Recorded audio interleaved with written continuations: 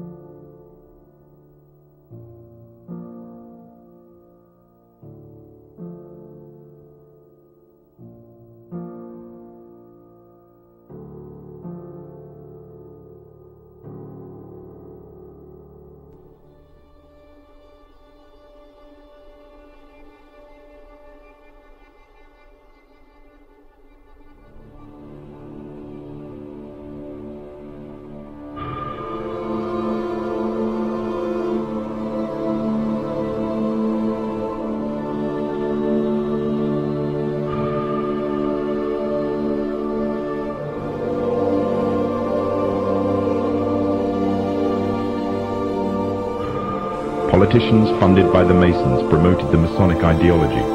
The secret lodges of the Masons were open to members of the French army.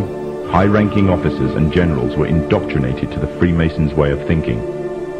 With the people, the politicians, and the military of France under Masonic control, the Masons could finally strike. Freemasonry has worked in a hidden but constant manner to prepare the revolution.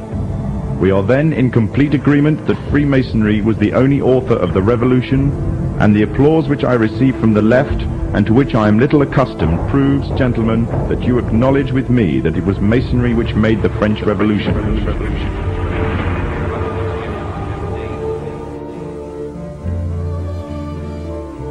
When the so-called founding fathers of America landed on Plymouth Rock, not only did they bring with them disfranchised people, they also brought the Freemasonic elements of Europe. The injustices which the fathers of America were escaping from in Europe was also to be found in the new land, in the form of a tyrannical British regime. In order to gain complete dominance of the new state, the Masons used the same methods to gain control of France. Although the British monarchy was run by the Masons, the American War of Independence was a necessary action, and the people involved in the war were expendable for the Masons to fulfill their dream. Emotions of the people were manipulated into anger, and just like France, anger turned into war. This time, however, previous mistakes would not be repeated. The near defeat the Masons faced against Napoleon and his army in Europe taught the Masons a lesson. Any forthcoming leaders of the resistance must follow the Masonic agenda.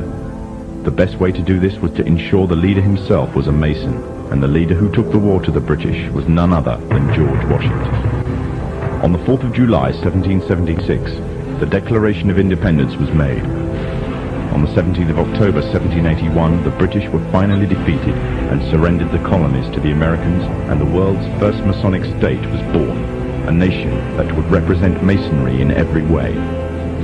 A sign of the Masonic presence in America is plainly visible on the dollar bill, which carries a picture of George Washington, the first Freemasonic president in the world, and a picture of the Freemasonic symbol of the so-called all-seeing one eye.